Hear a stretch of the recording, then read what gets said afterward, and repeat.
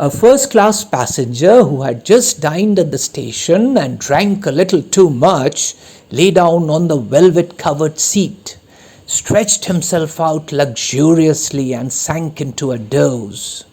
After a nap of no more than 5 minutes, he looked with oily eyes at his vis-a-vis, gave a smirk and said, "My father of blessed memory used to like to have his heels tickled by peasant women after dinner.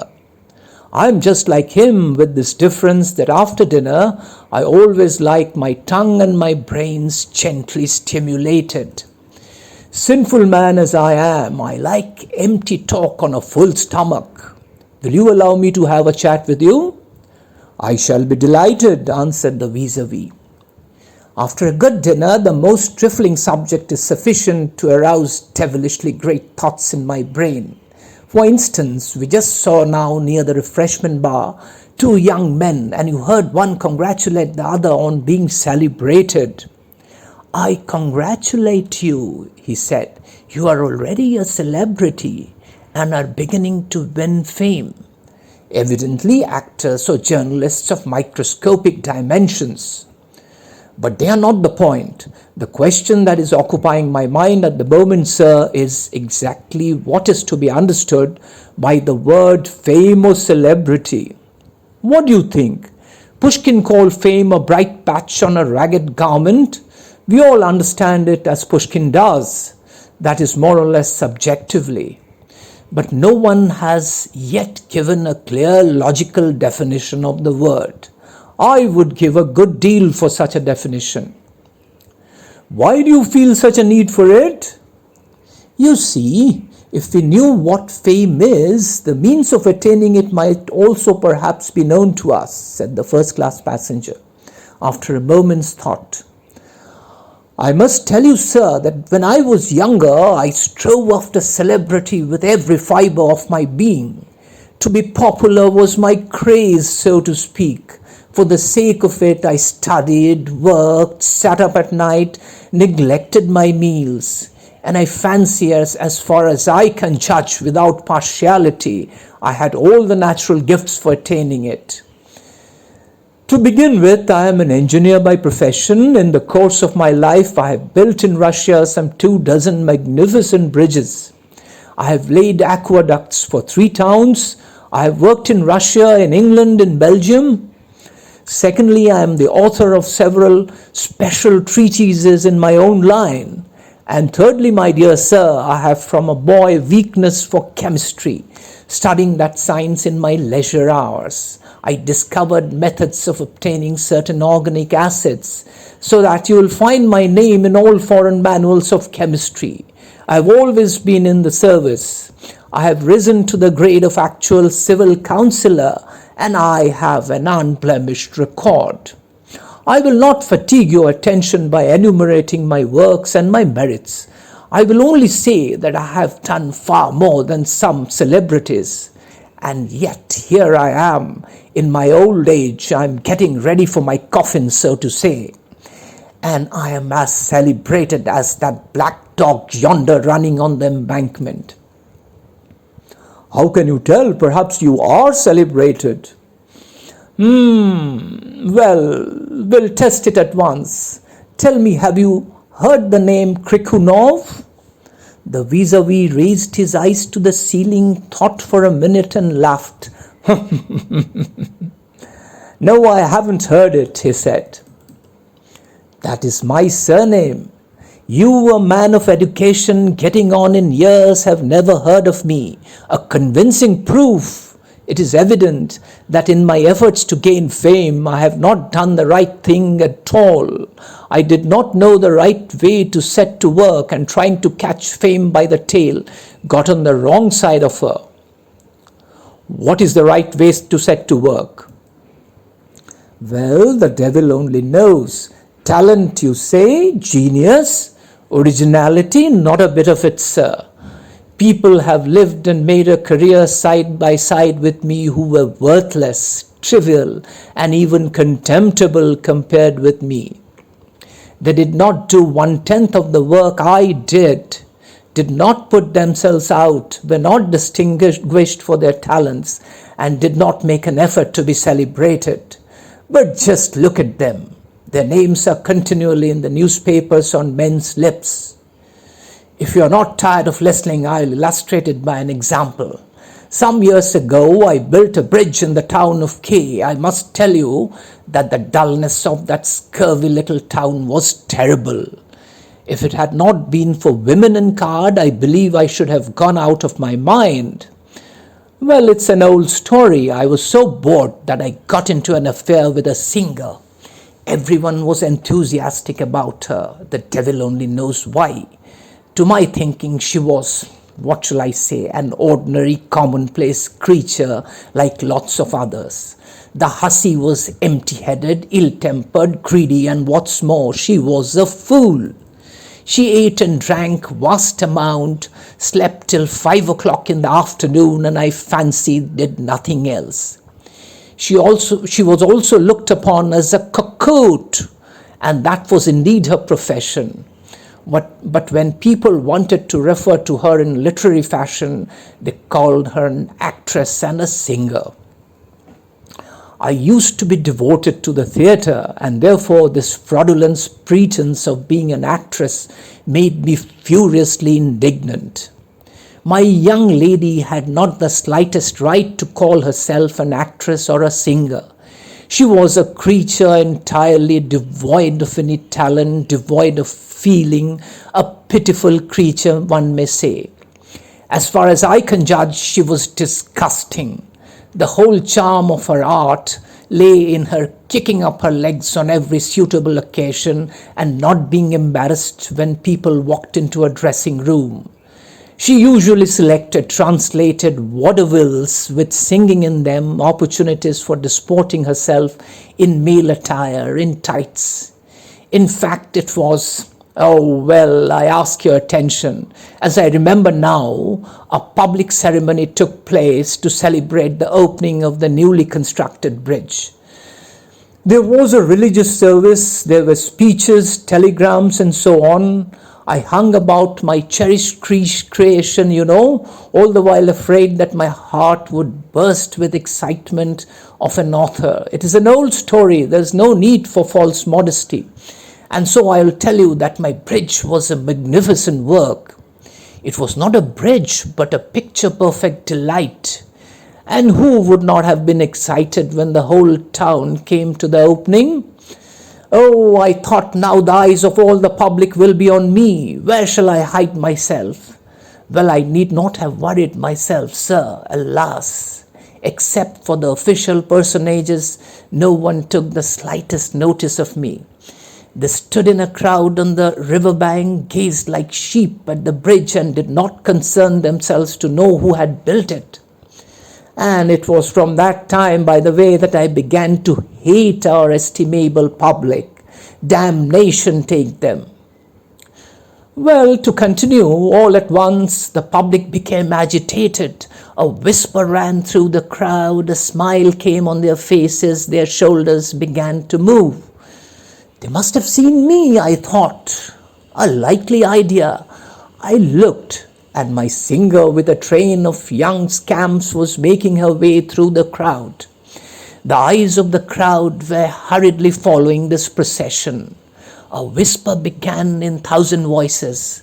That's so-and-so, charming, bewitching. Then it was they noticed me, a couple of young milksops, local amateurs of the scenic art, I presume, looked at me, exchanged glances and whispered, "That's a lover. How do you like that?"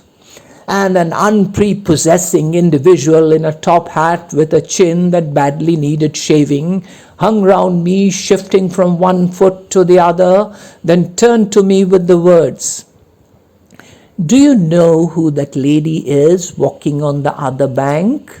That's so-and-so. Her voice is beneath all criticism, but she has the most perfect mastery of it."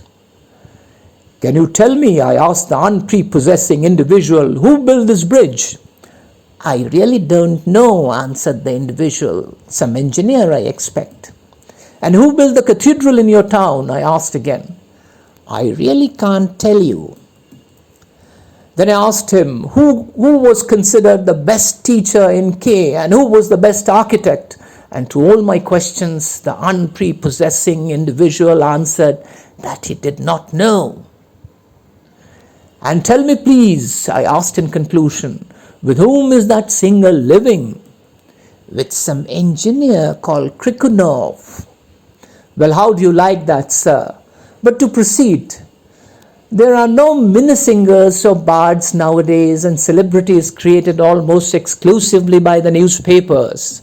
The day after the dedication of that bridge, I greedily snatched up the local Messenger and looked for myself in it. I spent a long time running my eyes over all the 4 pages. And at last there it was. Hurrah! I began reading.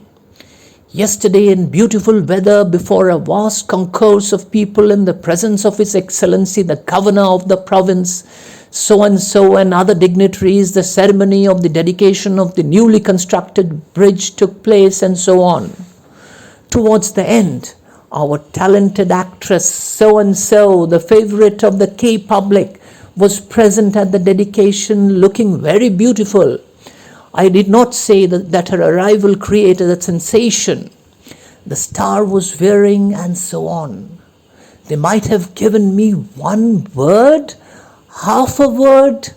Pity as it seems, I actually cried with vexation.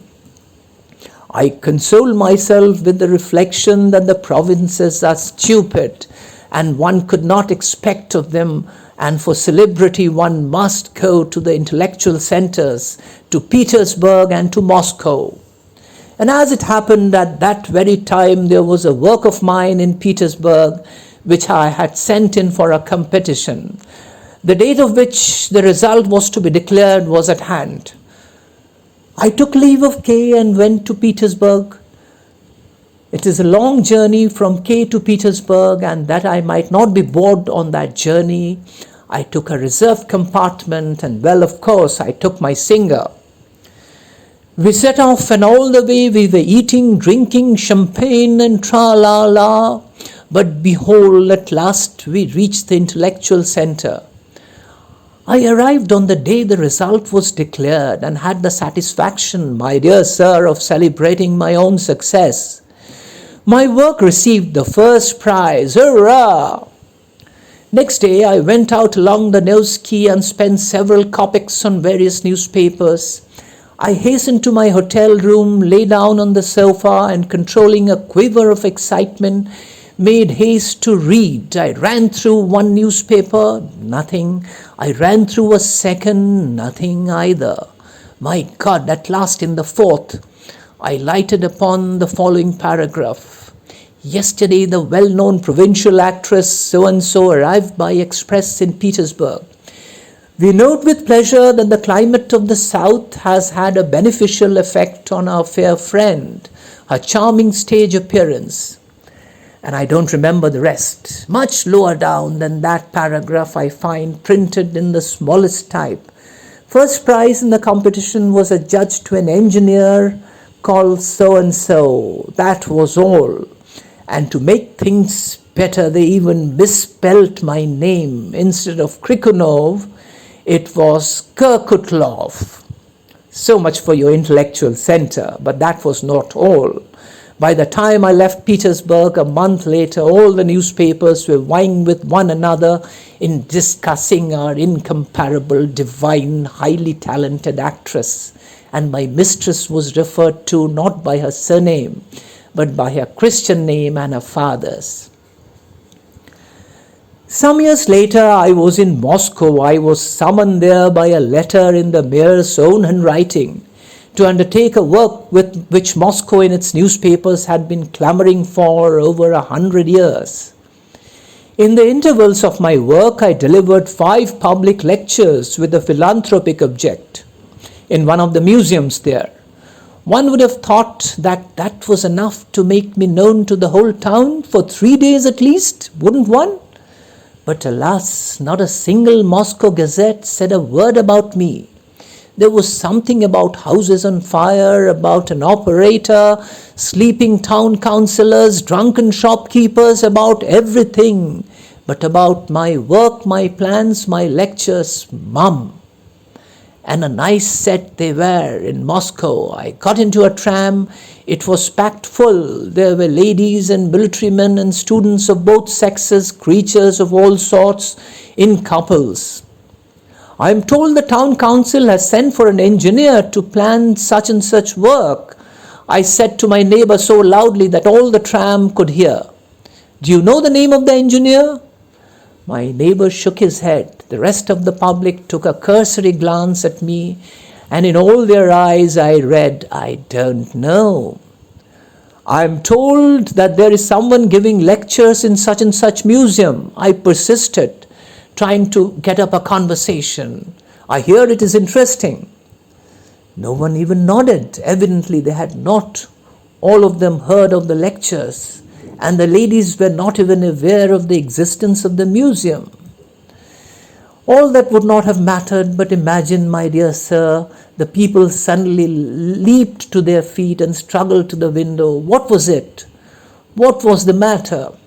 Look, my neighbor nudged me. Do you see the dark man getting into that cab? That's the famous runner King. The whole tram began talking breathlessly of the runner who was then absorbing the brains of Moscow. I could give you ever so many other examples, but I think that is enough. Now let us assume that I am mistaken about myself, that I am a wretchedly boastful and incompetent person, but apart from myself, I might point to many of my contemporary men remarkable for their talent and industry who have nevertheless died unrecognized. Are Russian navigators, chemists, physicists, mechanicians, and agriculturists popular with the public? Do our cultivated masses know anything of Russian artists, sculptors, and literary men? Some old literary hack, hard-working and talented, will wear away the doorstep of the publisher's office for 33 years, cover reams of paper, be had up for libel 20 times, and yet not step beyond his ant heap. Can you mention to me a single representative of our literature who would have become celebrated if the rumor had not been spread over the earth that he had been killed in a duel, gone out of his mind, been sent into exile, or had cheated at cards? The first-class passenger was so excited that he dropped his cigar out of his mouth and got up. Yes, he went on fiercely, and side by side with these people I can quote you hundreds of all sorts of singers, acrobats, buffoons whose names are known to every baby, yes. The door creaked, there was a draft, and an individual of forbidding aspect wearing an Inverness hat, a top hat, blue spectacles, walked into the carriage. The individual looked round at the seats, frowned, and went on further.